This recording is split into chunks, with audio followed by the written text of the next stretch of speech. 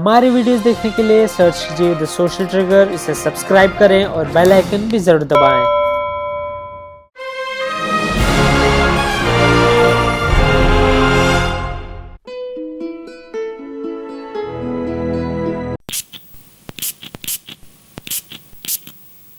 जब मनोरंजन के लिए सिर्फ एक ही चैनल हुआ करता था, उसी एक चैनल पर अपनी एंटरटेनमेंट को लेकर सब निर्भर थे।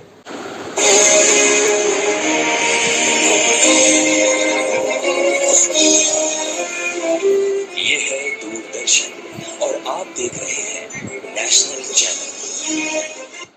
ये वीडियो देखकर आपके मन में काफी ज्यादा यादें ताजा हो गई होंगी अब तक, या फिर काफी कहानियां भी दिमाग में बुननी शुरू हो गई होंगी जो आपके पेरेंट्स दूरदर्शन को लेकर आपको सुनाते होंगे या बड़े दूरदर्शन को लेकर आपको सुनाते होंगे। लेकिन मनोरंजन के सफर को शुरू करने से पहले अगर आपने YouTube पर द सोशल ट्रिगर को अभी तक सब्सक्राइब नहीं किया है तो नीचे दिए गए बेल आइकन और सब्सक्राइब बटन को प्रेस करें। तो इंतजार किस बात का, शुरू करें। सन 1959 में आया दूरदर्शन। 15 सितंबर 1959 में इसकी शुरुआत दिल्ली के आकाशवाणी स्टूडियो से 1 घंटे की टेस्ट प्रोग्रामिंग के दौरान हुई। 1 घंटे की टेस्ट प्रोग्रामिंग ट्रैफिक अपडेट्स पर किसको पता था कि उसके बाद ये तो एक नए दौर की शुरुआत थी। यूं तो आपका मेरा फेवरेट टेलीविजन को भारत में आने में काफी साल लग गए, लेकिन जब आया तो अपने दर्शकों के लिए यानी आपके और मेरे लिए एक बेमिसाल तोहफा दूरदर्शन के नाम पर लाया। और फिर 1982 था वो समय जब दूरदर्शन को नेशनल ब्रॉडकास्टर का दर्जा दिया गया और प्रसारित करने का अधिकार भी। 1982, जी हाँ, यानी उसी साल इंडिया में सबसे पहला कलर टेलीकास्ट एशियन गेम्स के रूप में किया गया था। आजकल तो हम ये काफ़ी देखते हैं कि काफ़ी सारे शोज लॉन्गेस्ट रनिंग का रिकॉर्ड बनाते हैं, लेकिन क्या आप जानते हैं दूरदर्शन के फेमस कृषि दर्शन को लॉन्गेस्ट रनिंग शो कहा जाता था उस समय। इसकी शुरुआत दूरदर्शन के नेशनल ब्रॉडकास्टर बनने से भी काफ़ी पहले यानी 26 जनवरी 1967 से ही हो गई थी। इनके फेमस शोज रामायण और महाभारत काफ़ी सालों से रिकॉर्ड बनाते हुए तोड़ते आ रहे हैं, और उनके फेमस और मशहूर किस्से भी। वो जब रामायण शुरू होता था तो जो बच्चे बैठते थे, बुजुर्ग बैठते थे, वो हाथ जोड़ के प्रणाम करके मत्था टेकते थे और फिर वो टीवी को देखते थे। और उस time TV black and white हुआ करते थे और उसका शटर खोलते थे तो लोग, जब रामायण की शुरुआत होती थी, लोग हाथ जोड़ के मत्था टेकने लग जाते थे। इतनी श्रद्धा लोगों में थी, जो आज भी है वैसे श्रद्धा लोगों में। दूरदर्शन पर केवल रामायण और महाभारत ही नहीं बल्कि शांति, फौजी, सर्कस, शक्तिमान या बुनियाद ऐसे शोज भी रीजनली ही नहीं बल्कि इंटरनेशनली भी चलकर काफी रिकॉर्ड्स बनाते रहे। ये सब शोज लोगों के समय के साथ पसंदीदा बनते गए और उनका इन शोज को लेकर प्यार बाकी इतिहास गवाह है। हफ्ते में एक बार चित्रहार आता था, संडे को फिल्म आती थी और सीरियल्स आते थे। कच्ची धूप एक सीरियल याद है जो उस समय बहुत पॉपुलर था। फिर मालगुड़ी डेज़, फिर ये जो है ज़िंदगी एक सीरियल था, कॉमेडी सीरियल, और सईद मिर्ज़ा के डायरेक्ट किए हुए सीरियल्स आते थे। नुक्कड़ की याद आती है, बुनियाद और हम लोग, वो भी टाइम बहुत बेहतर रहा। फिर जो तमस एक सीरीज़ में एपिसोड आए थे 80s में, या कहें हाँ 80s, 86, 87 के आसपास, तो ये सीरियल्स थे। दूरदर्शन के कुछ सदाबहार शोज आज भी उनके दर्शकों को कुछ इस कदर याद है कि आज भी अगर वो शोज उनकी ज़बान से निकल जाए तो दिन बन जाता था, खुशी का कोई ठिकाना ही ना रहता, और अगर देखने को मिल जाए तो उनसे ज़्यादा खुश कोई नहीं होता। तो दूरदर्शन में एक गीत आता था,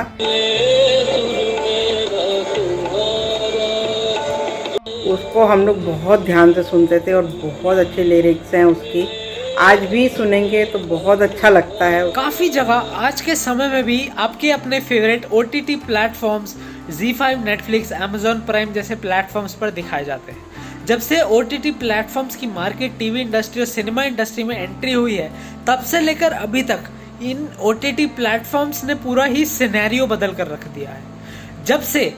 जब से ये OTT प्लेटफॉर्म्स आए हैं, अगर आपके पास या जिसके भी पास घर में स्मार्ट टीवी या इंटरनेट कनेक्शन है, उनकी चॉइस सिर्फ और सिर्फ स्मार्ट टीवी ही रहती है। एक समय था जब परिवार के साथ बैठकर हम लोग धारावाहिक देखा करते थे। दूरदर्शन पर आने वाला यह पहला धारावाहिक कुछ अलग सा था, जो अनायास ही हमसे नाता जोड़ लेता था। रोजमर्रा की जिंदगी की कहानी थी उसमें। यहाँ तक कि लोगों का उन शोज को हिस्ट्री के साथ और इंफॉर्मेशन के सोर्स के तरह नजरिए से देखना, उस समय के शोज को, ये अपने आप में एक बहुत बड़ी बात है। आजकल के समय में जहाँ हम गूगल पर भरोसा करते हैं अपनी इंफॉर्मेशन को लेकर, उस समय जहाँ शायद टेक्नोलॉजी की इतनी एंट्रेंस भी नहीं थी मार्केट में, उस समय सिर्फ और सिर्फ ऐसे शोज पर लोग निर्भर रहते थे अपनी इंफॉर्मेशन को इंक्रीज करने के लिए, अपनी नॉलेज को बढ़ाने के लिए। काफ़ी समय पहले दूरदर्शन पर एक प्रोग्राम आया करता था, भारत एक खोज, जो कि पंडित जवाहरलाल नेहरू जी की लिखित बुक डिस्कवरी ऑफ इंडिया पर आधारित था।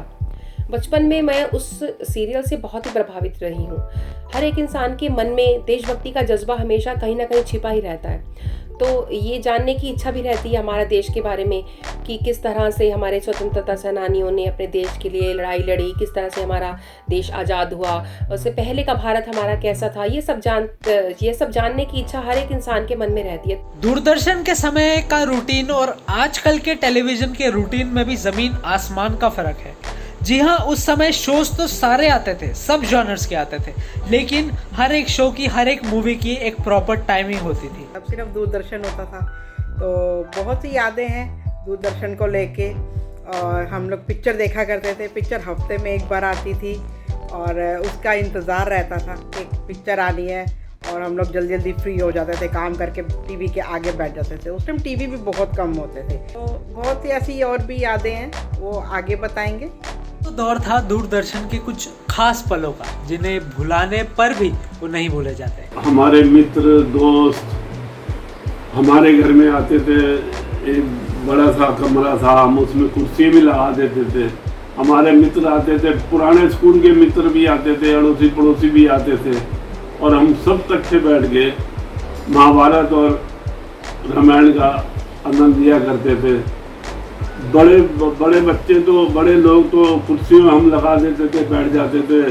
छोटे बच्चे होते थे जो 12-13 साल के, नीचे बैठ जाते थे। जरा सोचिए, 1959 में आया एक ऐसा चैनल जो इतिहास के पन्नों में कुछ इस कदर दर्ज हुआ कि आज तक सिर्फ और सिर्फ लोगों के उस प्यार के दम पर रिकॉर्ड बना और तोड़ रहा है। 86 में जब मैं कॉलेज में था, तब एक बड़ा फेवरेट सीरियल था जिसमें अमित कुमार का टाइटल सॉन्ग था, मन एक सीपी है, आशा मोती है, हर पल जीवन का एक चुनौती है। उस सीरियल का नाम था चुनौती।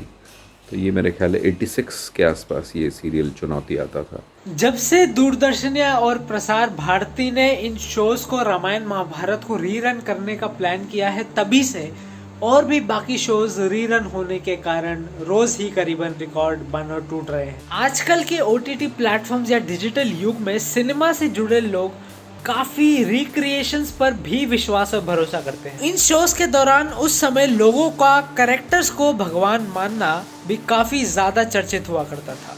आई एम श्योर आपने भी काफी ज्यादा किस्से और कहानियां सुनी होंगी। अगर आज के डिजिटल युग के नए जमाने की अगर हम बात करें, तो रामायण के राम यानी अरुण गोविल और सीता यानी दीपिका चिकालिया आजकल अपने फैन से डिजिटल मीडिया के थ्रू, सोशल मीडिया के थ्रू इंटरेक्ट कर रहे हैं। कंटेंट की इम्पोर्टेंस जो उस समय थी, वो आजकल भी, सब नहीं लेकिन कुछ सिनेमा में भी दोबारा देखने को मिलती है। दर्शन पे एक प्रोग्राम आया करता था, मालगुडी डेज। उसको हम सारे बच्चे बहुत शौक से देखा करते थे। उसमें शिक्षाप्रद थी, उसमें एक एपिसोड आते थे अलग अलग, और उसमें मतलब कुछ ना कुछ मीनिंग होता था जिससे हम बच्चों को सीख मिलती थी। उससे भी हम लोग बहुत कुछ सीखते थे।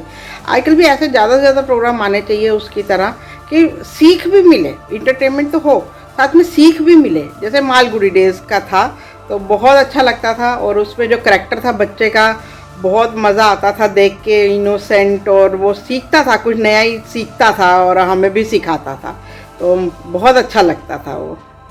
कैसे कंटेंट कितना ज़्यादा मैटर करता था। उस समय आए भारत की एक खोज सीरियल, जो कि इंडियन कॉन्स्टिट्यूशन पर बना एक सीरियल था, संविधान की मेकिंग पर बना एक सीरियल था, वो भी काफ़ी ज़्यादा चलता था और आजकल भी दोबारा रीरन्स के दौरान दिखाया जाता है। क्या आप सब जानते हैं दोस्तों, शायद वो आपके फेवरेट डायरेक्टर में से एक है। जी हाँ, मैं बात कर रहा हूँ करण जौहर की। क्या आप जानते हैं करण जौहर ने अपने फिल्म करियर का एक्टिंग डेब्यू कहाँ से शुरू किया? दूरदर्शन पर आते इंद्रधनुष से अपना एक्टिंग डेब्यू की शुरुआत की, यानी एक्टिंग करियर की शुरुआत की। कहने को सन 1959 से आज तक बदले हैं तो सिर्फ तरीके, बाकी कंटेंट और शोज तो अभी भी वही है। वही शोज आपका वही दूरदर्शन नेशनल चैनल, वही D2S प्लेटफॉर्म पर अभी भी दिखाया जाता है। फ़र्क सिर्फ इतना है, इन स्टार्स का आप तक, फैंस को मिलने का तरीका तनिक बदल गया है, और इन शोज़ को देखने का भी। और ये जो है ज़िंदगी, और संडे को जब पहली बार जो प्रोग्राम शुरू हुआ फिल्मी म्यूज़िक का, वो बड़ा पॉपुलर था। सुबह जब वो प्रोग्राम आता था,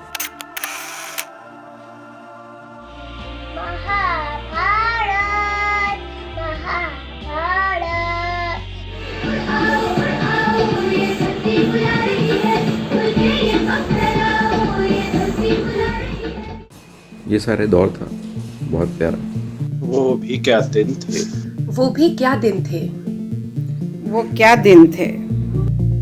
आज भी अभी भी देखते हैं दूरदर्शन। आज भी अभी भी देखते हैं दूरदर्शन। आज भी अभी भी देखते हैं दूरदर्शन। जी हाँ, आज भी और अभी भी। अगर आपको दूरदर्शन का ये सफ़र मेरे साथ पसंद आया हो तो इस वीडियो को लाइक और इस चैनल को सब्सक्राइब करना बिल्कुल मत भूलिएगा, और नीचे कमेंट सेक्शन में दूरदर्शन का अपना फेवरेट पार्ट कमेंट करना बिल्कुल ना भूलिए। तब तक मैं मिलता हूँ आपसे अगली वीडियो में।